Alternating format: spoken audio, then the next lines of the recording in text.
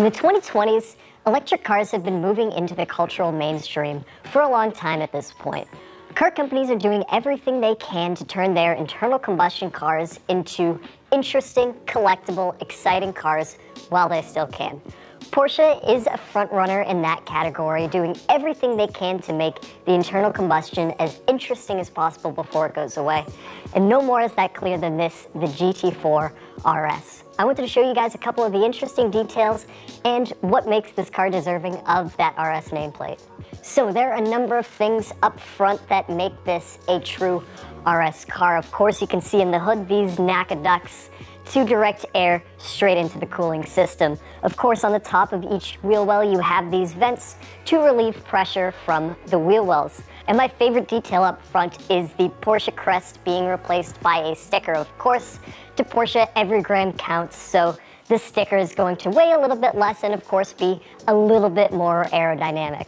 Because this is a Rennsport model, there's a lot of changes to the steering and suspension system of this car. The suspension has been stiffened up by over 50% in the front compared to the regular GT4. We have a stickier Cup 2R tire, center lock wheels, and a little detail for the observant is this cut right here harks back to the GT1 of the late 90s, and this will help smooth the air over the side of the car. This big side air intake is trademarked to the 718. Every single car has this, but the RS gives you this additional air intake on the side. A little bit more on that in the future. Coming to the back of the car, we have a swan neck spoiler. The reason Porsche will mount this from the top is because the aero is actually more important to have smooth air under the wing rather than over. So by doing this design, Porsche gets a couple extra pounds of downforce in the car. By far the most exciting piece of this car is the engine. It is the exact same engine used in the 992 GT3. Flat six that revs to 9,000 RPM, has 500 horsepower. This is basically a musical instrument that you can drive.